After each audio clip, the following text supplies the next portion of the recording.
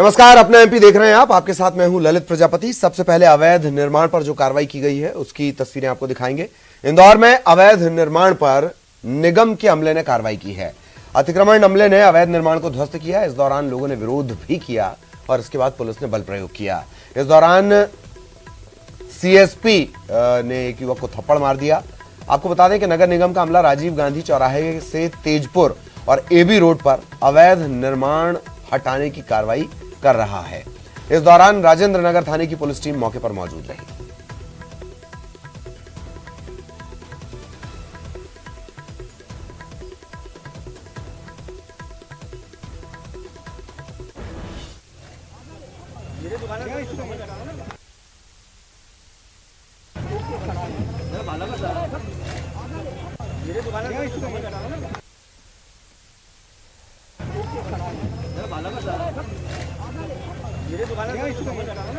अवैध कब्जा हटाने की कार्रवाई, उस दौरान ये तस्वीर भी सामने आई है और सीएसपी ने थप्पड़ मारा है। राजीव गांधी चौराहे से तेजपुर और एबी रोड, यहां पर जो अवैध निर्माण किया गया है, बेजा कब्जा किया गया है, उस पर यह कार्रवाई की गई है। राजेंद्र नगर थाने की टीम भी मौजूद रही। ये तस्वीर भी हम बार बार आपको दिखा रहे हैं, कैसे थप्पड़ पड़ा है एक युवक को विरोध करने पर, नाराजगी जताने पर। हालांकि थप्पड़ मारने का अख्तियार किसी को नहीं है। कानून सम्मत कार्रवाई करवाने के लिए ही ये वर्दी है और इसमें थप्पड़ मारने का अधिकार तो कतई नहीं है। अवैध निर्माण को लेकर, ये अवैध निर्माण हटाने को लेकर ये पूरी कार्रवाई हो रही थी। जो लोगों ने बेजा कब्जा कर रखा है, इन्हें हटाया जा रहा था। ये लगातार मुहिम दरअसल चल रही है अवैध निर्माण के खिलाफ कार्रवाई को लेकर। और उसी कार्रवाई के दौरान विरोध प्रदर्शन की भी तस्वीरें सामने आई। लोग नाराज होने लगे और उसके बाद फिर बल प्रयोग करना पड़ा पुलिस को। पुलिस के अधिकारी हैं। अब जब आप ये तस्वीरें देख रहे हैं, जब सीएसपी साहब का हाथ चल गया, फिर उनके मातहत कहां पीछे रहने वाले हैं। वो भी लाठी लेकर दौड़ पड़े।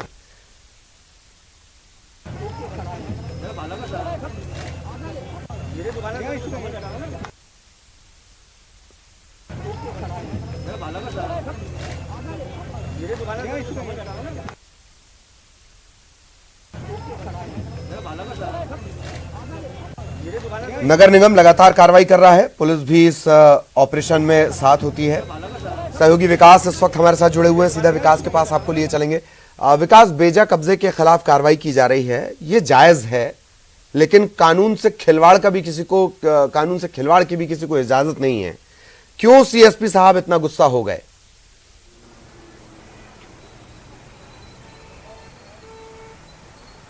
जी बिल्कुल, ये चूंकि बता दूं राजेंद्र नगर थाना क्षेत्र का मामला है और तेजपुर गड़बड़ी और चौथराम चौराहे के बीच में तमाम ऐसे कब्जे थे, जो निर्माण थे, जो अस्थायी तौर पर निर्माण किए गए थे और अवैध तौर पर निर्माण किए गए। तो उन सभी को चिन्हित करके आज अतिक्रमण की कार्रवाई की गई। मेरे ठीक पीछे अभी भी आप देख सकते हैं वो अमला यहाँ पर मौजूद है जो लगातार ये कार्यवाही को अंजाम दे रहा है। हालांकि इसी जद में एक नर्सरी भी आई है जो कि अवैध जिसका निर्माण किया गया था। ये नर्मदा के लिए जगह बनाई गई हुई है, उस पर ये तमाम अवैध निर्माण किए गए थे। लगभग 1 दर्जन से अधिक निर्माण चिन्हित किए गए थे और उन सभी को ध्वस्त करने की कार्यवाही आज सुबह से ही निगम ने शुरू की।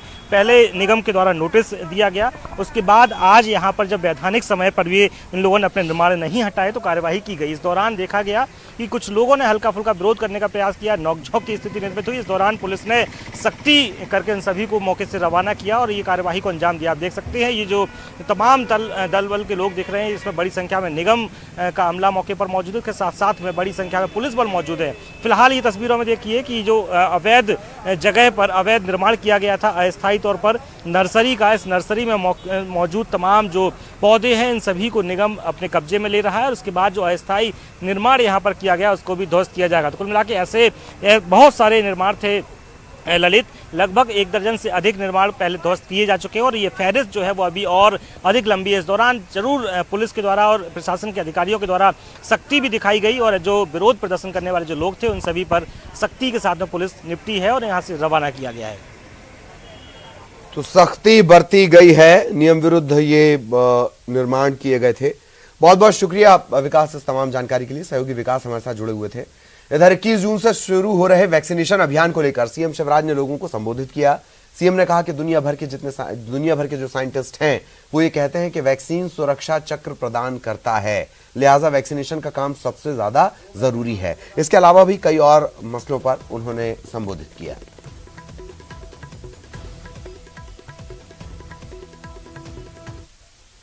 वैक्सीनेशन का काम सचमुच में बहुत महत्वपूर्ण है, क्योंकि दुनिया भर के जितने साइंटिस्ट हैं, जितने इस विषय पे काम करने वाले लोग हैं, वो ये कहते हैं कि वैक्सीन सुरक्षा चक्र प्रदान करता है। तो हमने ये सोचा कि 21 तारीख से वैक्सीन का महाअभियान शुरू कर दें अपन। और मैं आपसे ये निवेदन करना चाहता हूं, ये महाअभियान साधारण नहीं है, ये लोगों की जिंदगी बचाने का अभियान है कि अक्टूबर तक मैक्सिमम लोगों को हम वैक्सीन लगा दें,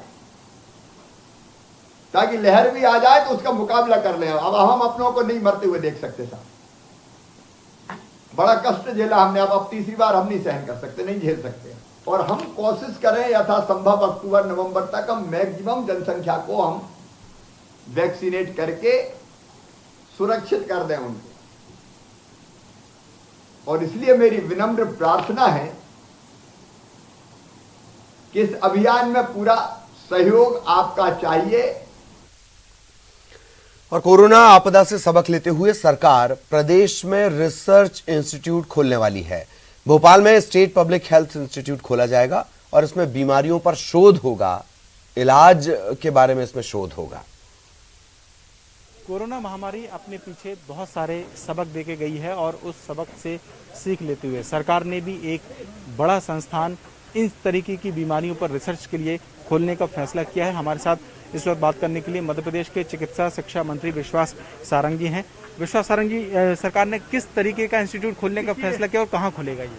हम भोपाल में एक स्टेट लेवल का पब्लिक हेल्थ इंस्टीट्यूट को प्लान कर रहे हैं, जिसमें एपिडेमियोलॉजी और शोध के विशेषज्ञ रहेंगे और ये सुनिश्चित करेंगे कि आगे आने वाले समय में हम किसी भी बीमारी की स्टडी कर सकें, उसके शोध कर सकें, उसकी रिसर्च कर सकें। और इस इंस्टीट्यूट में हम डिप्लोमा और डिग्री के कोर्सेज भी शुरू करेंगे। माननीय मुख्यमंत्री जी से कल 1-to-1 चर्चा में हमें इसकी हरी झंडी मिली है और इसके माध्यम से हम एक बड़ा इंस्टीट्यूट भोपाल में शुरू करेंगे। कोई खाका तैयार किया है, कब तक बन पाएगा? बस उसका खाका तैयार हो रहा है, पूरी तरह से जल्द हम उसकी नींव रखेंगे। तो ये है विश्वास सारंगी जिस वक्त हमसे बात कर रहे थे। और सीधे तौर पर सरकार की तैयारी एक ऐसा इंस्टीट्यूट खोलने की है जिसमें कोरोना जैसी जो महामारियां हैं, जो आपदाएं हैं, उनको लेकर रिसर्च का काम किया जा सके ताकि उनके इलाज और उनके संभावित नुकसान को भी आंका जा सके। कैमरामैन संजय नामदेव के साथ सरस श्रीवास्तव, न्यूज़ 18 भोपाल। और प्रदेश में अनलॉक के साथ ही राजनीतिक गतिविधियां भी अनलॉक हो गई हैं। 24 जून से कांग्रेस में बैठकों का दौर शुरू होने जा रहा है। प्रदेश अध्यक्ष कमलनाथ दिल्ली दौरे से लौटने के साथ ही 24 जून को बैठक करेंगे। इस पर पूर्व मंत्री सज्जन सिंह वर्मा ने कहा कि बैठकों का मकसद नवनियुक्त प्रभारियों और जिला इकाइयों के बीच समन्वय बनाने के साथ साथ जिला स्तर पर पार्टी संगठन को मजबूत करना है। वहीं इस पर बीजेपी ने तंज कसते हुए कहा कि कांग्रेस के अंदर जमकर असंतोष है। इधर प्रदेश में शिक्षक पात्रता परीक्षा में एक नया विवाद सामने आया है। परीक्षा में बायोलॉजी के सह विषयों को मान्यता नहीं दी गई। इस वजह से पात्रता परीक्षा पास करने के बाद भी 500 परीक्षार्थियों को बाहर किया गया है और अब उनका भविष्य अधर में है। इस मामले को लेकर चयनित परीक्षार्थियों ने स्कूल शिक्षा मंत्री से गुहार लगाई है। शिक्षक भर्ती परीक्षा के परीक्षार्थियों का वेरिफिकेशन तो शुरू हो चुका है, लेकिन वेरिफिकेशन के बाद अब एक और नया विवाद खड़ा हो गया है। विवाद ये है कि जो बायोलॉजी से जुड़े हुए सह विषय वाले परीक्षार्थी थे, जिन्होंने जो शिक्षक भर्ती परीक्षा है वो उत्तीर्ण की थी, मेरिट में भी आए, लेकिन वेरिफिकेशन के बाद इन लोगों को इस भर्ती प्रक्रिया में अमान्य घोषित कर दिया गया और ये कहा कि जो बायोलॉजी के सह विषय हैं उनको मान्यता नहीं है। हम लोग चयनित विद्यार्थी हैं। हमारा डीपीआई से शिक्षा विभाग से ये मांग है कि जब ये 2005 की भर्ती में, 2008 की भर्ती में और 2011 की भर्ती में ये विषय मान्य है और इससे लोगों की ज्वाइनिंग भी हुई है और उनका शिक्षा विभाग में संविलियन भी हो चुका है, मैम यही सह विषय अतिथि शिक्षक के रूप में भी मान्य है इन लोगों को, परंतु मैम जब बात आती है परमानेंट ज्वाइनिंग की, तब हमें वेरिफिकेशन के टाइम यह कह के बाहर कर दिया जाता है कि आप लोग अपात्र हैं। हम लोग आंदोलन करेंगे और हमें ज़रूरत पड़ी तो हम लोग, क्योंकि वैसे भी मरने वाले हैं भूखे, तो मैम तो देंगे, फिर प्राण भी आहुति देनी पड़ेंगी तो देंगे। तो बिल्कुल परीक्षार्थियों के सामने जो कि चयनित हैं और मेरिट होल्डर भी हैं, लेकिन अब इनके सामने बहुत बड़ा संकट खड़ा हो गया, क्योंकि 2.5 साल से तो नियुक्ति का इंतजार कर रहे थे। जब वेरिफिकेशन हुआ तो इनको बाहर कर दिया गया, यानी मान्य नहीं किया जा रहा, बल्कि 2005 में इसी बायोलॉजी के सह विषयों को मान्य किया गया था, उनको संविलियन भी दिया गया। लेकिन अब सबसे बड़ा संकट यही है कि लोक शिक्षण संचालनालय के अधिकारी भी इनको मान्य नहीं मान रहे हैं, बल्कि विज्ञापन में कई तरह की खामियां थी, जिसको लेकर अब सवाल खड़े हो रहे हैं। कैमरामैन अजय तंवर के साथ रंजना दुबे, न्यूज़ 18 भोपाल। और मध्य प्रदेश की इकलौती आयुर्विज्ञान यूनिवर्सिटी में सिलेक्शन में गड़बड़ी का मामला सामने आने के बाद विश्वविद्यालय के बड़े अधिकारी और कुलसचिव सवालों के घेरे पे हैं। बीते और ताज़ा हालातों को देखते हुए ऐसा प्रतीत होता है कि मध्य प्रदेश की चिकित्सा शिक्षा न जाने किन ग्रह दशाओं से ग्रसित है कि इससे जुड़े विवाद खत्म ही नहीं होते। पीएमटी फर्जीवाड़ा और व्यापम स्कैम के बाद अब मध्य प्रदेश की इकलौती मेडिकल यूनिवर्सिटी में बड़े फर्जीवाड़े के आरोप लग रहे हैं। कहा जा रहा है कि जो परीक्षार्थी परीक्षा में बैठे ही नहीं या जो फेल हो गए, उन्हें भी पास किया गया है। इस गड़बड़ झाले का आरोप कुलसचिव और बड़े अधिकारियों पर लग रहा है। कहा तो यह भी जा रहा है कि कुलसचिव यानी कि रजिस्ट्रार भी एक ऐसे शख्स को बना दिया गया जिस पर गंभीर भ्रष्टाचार के आरोप साबित हो चुके हैं। ऐसे में 2 हफ्ता गुजरने के बाद सिलेक्शन में गड़बड़ी की जांच कहां तक पहुंची है, इसका रटा रटाया जवाब आप खुद कुलसचिव से ही सुन लीजिए। ये क्योंकि बहुत बड़ा आरोप है सर, क्योंकि अगर ऐसा हुआ है तो इसमें न केवल उन छात्रों के साथ भेदभाव हुआ है जो मेहनत करके पास हो रहे हैं, बल्कि उनके साथ भी जिन्होंने पैसे देकर इस तरह की काम की। ये बहुत बड़ी शिकायत है, तो इस बारे में क्या कहेंगे? इस विषय में अभी कुछ नहीं कहा जा सकता, क्योंकि अभी तो जांच चल रही है और जांच में तो आप समझते हैं कि ये सब चीज़ें, जब कुछ चीज़ें निकल के आएंगी तब उसको समझेंगे। अभी तो कोई ऐसा विषय है नहीं। जिस माइंड लॉजिक कंपनी पर इस घोटाले के आरोप लग रहे हैं, वह 2 सालों से ज्यादा वक्त से यूनिवर्सिटी में रिजल्ट बनाने का काम कर रही है। अचानक इस पर भ्रष्टाचार के आरोप भी कई सवाल खड़े कर रहे हैं। फिलहाल कुलपति से लेकर निचले स्तर के कर्मचारी तक सभी गंभीर आरोपों के घेरे में हैं। कैमरे में दिख रहे ये शख्स कुलसचिव हैं, जिनका नाम जेपी गुप्ता है। इनके भ्रष्टाचार की कारस्तानी दूर दूर तक चर्चित है। सरकारी दस्तावेजों से छेड़छाड़, 73 कर्मचारियों के ट्रांसफर के अलावा कई आरोप सिद्ध हो चुके हैं। वर्तमान में इन्हें कुलसचिव का प्रभार सौंपा गया है, जो न केवल विश्वविद्यालय अधिनियम का उल्लंघन बताया जा रहा है, बल्कि कई गंभीर आरोप भी खड़े करता है। मैंने पूरी 18 बिंदुओं पर शिकायत माननीय मंत्री महोदय को की थी और ये बताया था कि मेडिकल यूनिवर्सिटी में जो पूर्व में कंपनी थी उसने भी डाटा लीक करके आधा काम छोड़ के वो भाग गई थी बीच में काम। पर ये जो कंपनी माइंडलॉजिक कंपनी है, ये जो बच्चे परीक्षा में नहीं बैठे उनको पास कर रही है, जो बच्चे फेल हो गए हैं उनको पास कर रही है। मतलब वो डाटा करप्ट करके बच्चों को पैसा लेके पास कर रही है। ये शिकायत मेरे पास भी कुछ छात्रों द्वारा आई थी। इसमें एक ही सिंपल जाल था, परीक्षा नियंत्रक के निजी मेल पर, प्राइवेट मेल आईडी पे बच्चों के पास फेल के नंबर आते थे। वो परीक्षा नियंत्रक डॉक्टर वृंदा सक्सेना शर्मा को, यहाँ जो HR मैनेजर है कंपनी का, उसको भेजती थी। वो पोर्टल रात में खोल के वो नंबर चढ़ा दी जाते थे। जो बच्चे पास थे वो फेल, जो फेल थे वो पास हो जाते थे, जो एब्सेंट थे वो भी प्रेजेंट होके पास होते थे।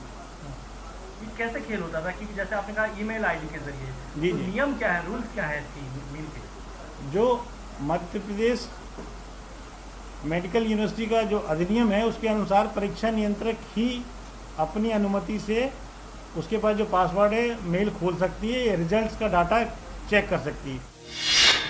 क्या भ्रष्टाचार के आरोपी के पास इतनी बड़ी यूनिवर्सिटी के प्रमुख पद की जिम्मेदारी होनी चाहिए? माइंड लॉजिक कंपनी के खिलाफ भ्रष्टाचार की शिकायत मनगढ़ंत है या कुल सचिव महोदय की कोई चाल है? विश्वविद्यालय के कुलपति डॉक्टर TN दुबे विश्वविद्यालय से संबद्ध एक निजी डेंटल कॉलेज के गेस्ट हाउस में मेहमान बनकर रहते हैं। क्या कुलपति का यह आचरण सही है? भाजपा विधायकों की शिकायत के बावजूद और आरोपों के बाद उप कुल सचिव पद पर प्रतिनियुक्ति में आई डॉक्टर तृप्ति गुप्ता पद पर बनी हुई हैं। क्यों? कुल सचिव पर 3 सदस्यीय जांच समिति के प्रतिवेदन सौंपने के बाद उनकी नियुक्ति कैसे कर दी गई? अगर ये आरोप सही है तो ये कहना गलत नहीं है कि ये न सिर्फ छात्रों के भविष्य बल्कि आने वाले समय में मरीजों की सेहत से भी खिलवाड़ है। आरोपों के बीच अब सवाल उठ रहे हैं कि इतने गंभीर इल्जाम के बाद जांच कब तक हो पाएगी और कब दोषियों पर कार्रवाई होगी। प्रतीक मोहन अवस्थी के साथ न्यूज 18 जबलपुर। और गुजरात से जबलपुर लाए गए रेमडेसिविर नकली इंजेक्शन के मामले में आरोपी कौशल बोरा, पुनीत शाह, सुनील मिश्रा और सपन जैन को 4 दिन की पुलिस रिमांड मिली है। 3 दिन बाकी हैं।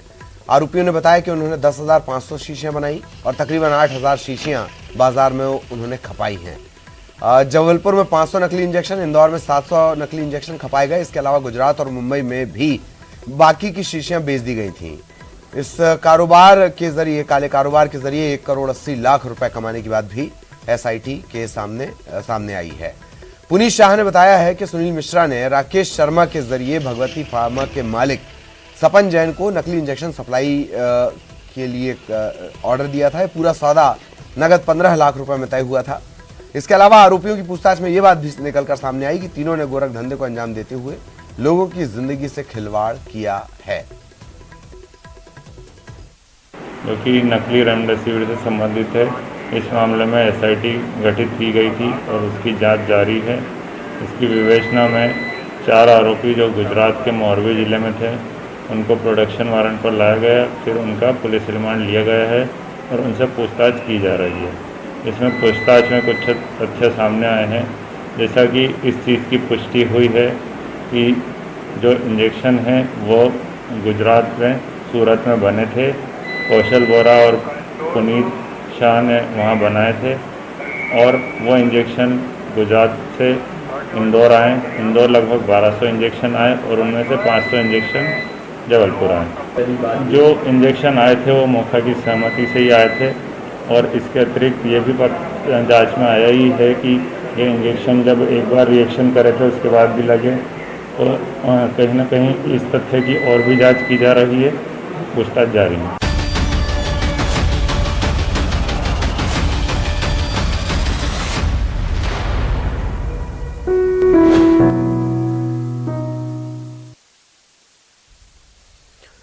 कोविड-19 महामारी ने परस्पर निर्भरता की भावना को सुदृढ़ किया है, जिससे पूरा देश इस विपत्ति में एकजुट होकर मुकाबला कर रहा है। वैक्सीनेशन के ऐलान के बाद जरूरत यह कि हम सभी अपना सर्वश्रेष्ठ योगदान दें, जिससे हम एक साथ मिलकर इस वायरस को हराने की तरफ कदम बढ़ा सके। नेटवर्क की टीम इस मुहिम में हर कदम पर आपके साथ होगा। जब तक सभी सुरक्षित नहीं होते तब तक कोई सुरक्षित नहीं होगा। इसी सोच के आधार पर हमारे कैंपेन संजीवनी का लक्ष्य यह सुनिश्चित करना है कि वैक्सीन पाना सभी भारतीयों का अधिकार है। तो नेटवर्क की टीम यह सुनिश्चित करना चाहता है कि हर भारतीय को कोविड-19 का टीका मिले। जागरूकता बढ़ाने के लिए नेटवर्क की टीम और फेडरल बैंक की पहल संजीवनी अ शॉट ऑफ लाइफ को सपोर्ट करें। हेल्थ एक्सपर्ट अपोलो 24/7 भी हमारे साथी हैं।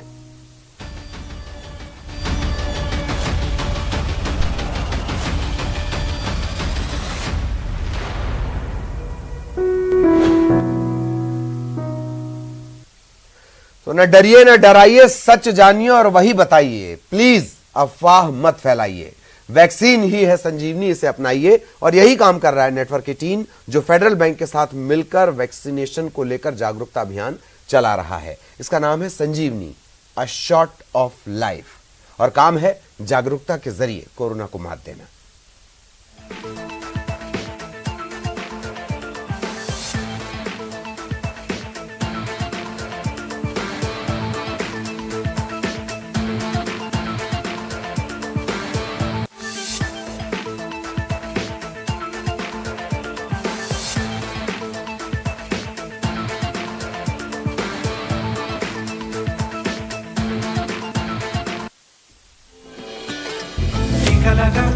टीका लगा जब अपनी बारी आए टीका लगा हो ये जो ढाल सी है वो कमाल सी है संजीवनी आई यहाँ टीका लगा जरा टीका लगा जरा टीका टीका टीका टीका लगाया क्या।